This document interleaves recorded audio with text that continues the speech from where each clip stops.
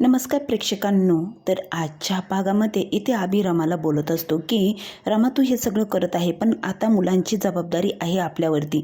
पण आता सीमा मात्र मध्ये बोलते. सीमा म्हणते हो का, सगळेजण आता तुम्ही तुमच्या मुलांची काळजी करायला लागले हो ना. पण अरे रमाने किती तुमच्या मुलांची काळजी घेतली. मला जेव्हा फोन आला ना त्यावेळेस मी फक्त एकच विचार केला, अक्षय कसा असेल. मी रमाचा नाही, कारण की रमा सून आहे ना. पण रमाला जर कॉल आला असता ना तर रमाने आधी आईचा विचार केला असता, कारण की ती मला आई मानते. जेव्हा तो फोन आला आणि तो माणूस जेव्हा त्या तामणकराविषयी सांगत होता ना तेव्हा मी घाबरली. पण खरंच रमा खंबीरपणे उभी राहिली. तुम्ही सगळे गेला रे पळून, निघून गेला तुमची मुलांची जबाबदारी टाकून. आणि त्या रमाने मात्र 7 वर्ष लांब राहिली. पण इथं येऊन तिला जेव्हा समजलं ना आपलं कुटुंब इथे आहे, तेव्हा ती इथे अण्णासाहेबांची परवानगी घेतली आणि या कुटुंबात येऊन राहिली. सगळ्या मुलांची स्वतःच्या मुलाप्रमाणे काळजी घेतली. ती जाऊ शकत होती तिच्या मुलीला घेऊन, आरोहीला घेऊन, पण तिने तसं केलं नाही. तिने खंबीरपणे तुमच्या मुलांच्या पाठीशी उभी राहिली. आणि का गं तारा, तू इतकी बात बोलते, आजही तिला बोलतेस रमाला, पण तुझीही खूप काळजी घेतली. तुम्हाला संस्कार लावले आणि तुम्ही त्या इरावतीच्या इशाऱ्यावरून किती काय काय तुमचे संस्कार विसरला होतात. पण अक्षयने तशी त्याची जबाबदारी झिटकारली नाही. तुम्ही सगळे गेले, पण अक्षयने मात्र तुमच्या मुलांची जबाबदारी पार पाडली. आणि त्या इरावती बरोबर, या कुटुंबासाठी इरावती बरोबर सुद्धा रमा एकटी लढली आणि तिने या कुटुंबाला त्या इरावतीच्या ताब्यातून वाचवलं. आणि आज काय रे, तुम्ही काय बोलता? आज जर रमावर वेळ आली तर आज तुम्ही तुमचा पाय काढून घेतात असं नाही. पण मी रमाची साथ नक्की देणार, कारण की रमा ही आपल्या कुटुंबाचा भाग आहे, या घरातली मुलगी आहे. आणि एक मुलगी म्हणून आपण आपल्या कुटुंबाने तिच्या पाठीशी खंबीरपणे उभं राहायला हवं. आणि तुम्ही काय बोलत आहात?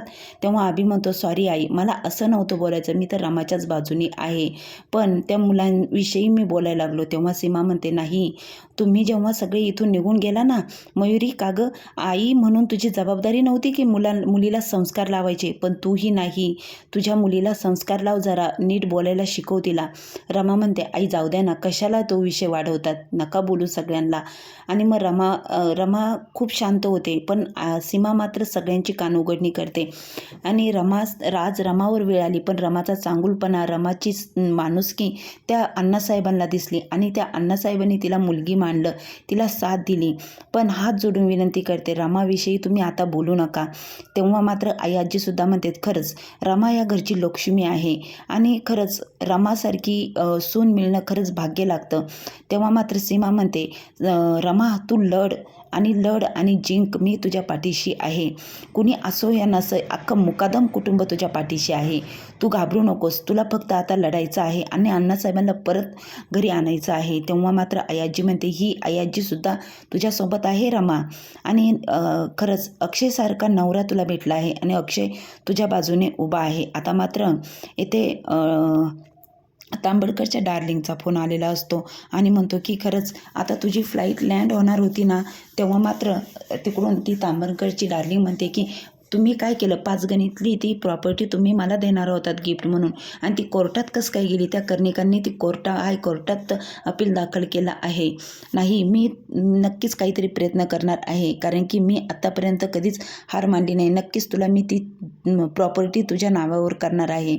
इकडे मात्र रमा अक्षयला म्हणत असते की खरंच थँक्यू, तुम्ही माझ्या पाठीशी माझ्यासोबत आहात आणि आपण पुन्हा एकत्र आलो, हेच माझ्यासाठी खूप आहे.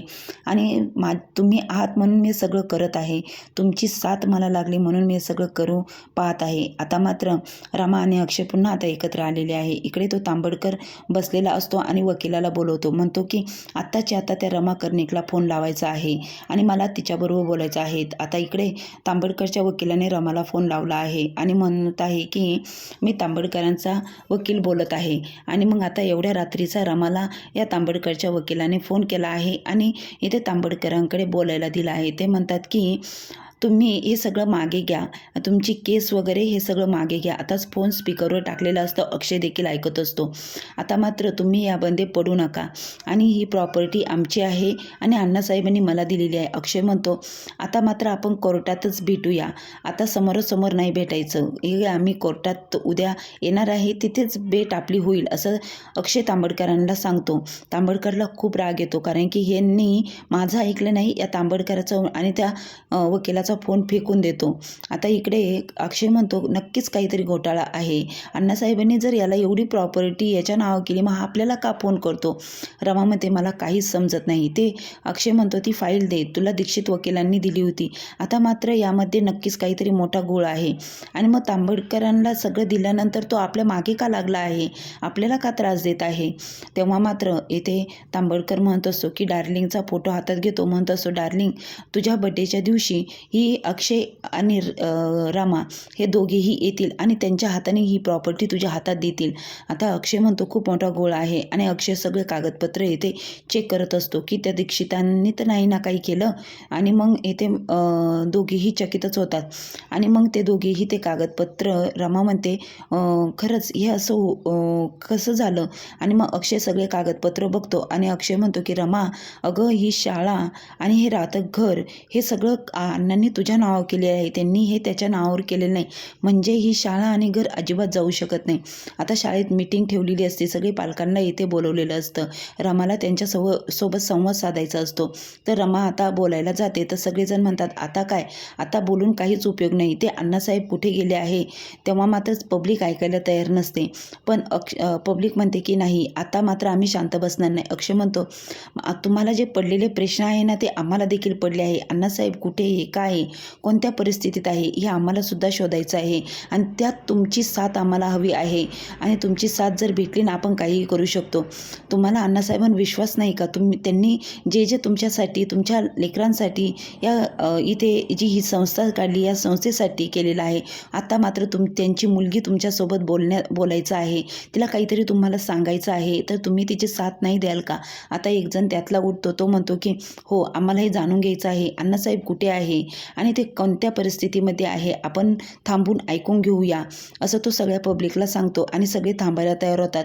तेव्हा रमा म्हणते की मी अण्णासाहेब कर्णिक यांची मुलगी रमा कर्णिक, पण मलाही प्रश्न पडलेला आहे. अण्णासाहेबांनी तुमच्यासाठी जे काही केलं, जी धडपड केली, जे ही संस्था उभारली, त्यांनी गोरगरिबांच्या मुलांना शिक्षण भेटावं म्हणून ही संस्था उभारली. पण आज ते काहीतरी संकटात आहे आणि त्यांना आपल्याला वाचवायचं आहे. आणि हे सगळं त्यांनी त्या तांबडकरच्या नावावर नाही केलेलं. ही शाळा अजूनही माझ्याच नावावर आहे आणि मला थोडासा वेळ द्या, नक्कीच मी या सगळ्यातून मार्ग काढेल. आता पुढील भागामध्ये जेव्हा रमा स्वतः ते पत्र वाचत असते आणि त्या पत्रामध्ये अण्णासाहेबांनी ते राहतं घर आणि शाळा ही रमाच्या नावावर केलेली असते. आता मात्र रमा लढण्यासाठी तयार झालेली असते. आता त्या तांबडकरविषयी रमा स्वतः लढणार असते, खंबीर झालेली असते. आता पुढील भागामध्ये हे सगळं कोण करत आहे, तांबडकर हे कुणाच्या सांगण्यावरून करत आहे हे रमा अक्षय आता शोधून काढणार. तांबडकरांना चॅलेंज देते रमा फोन करून की आता मात्र तुम्ही कोर्टात या, मलाही तुम्हाला भेटायचंच आहे. आता तांबडकर पुढील भागामध्ये आता रमा अक्षयला भेटणार आहे. आणि आता रमाने इथे तांबडकरला चॅलेंज दिलं आहे की अण्णासाहेबांना शोधून काढणार आणि अण्णासाहेबांचे पाऊल या घरामध्ये मी पुन्हा आणणार आणि अण्णासाहेबांना या घरात पुन्हा घेऊन येणार, हे माझं चॅलेंज आहे. आता तांबडकरांना रमाने चॅलेंज दिलं आहे. आता रमा जिंकते का तो तांबडकर त्याच्या डार्लिंगच्या सांगण्यावरून जिंकतो, हे मात्र पुढील भागामध्ये पाहण्यासाठी चॅनल लाईक सबस्क्राईब करा आणि चॅनलला कनेक्ट राहा. असेच नवनवीन भाग बघण्यासाठी चॅनलला लाईक सबस्क्राईब करा.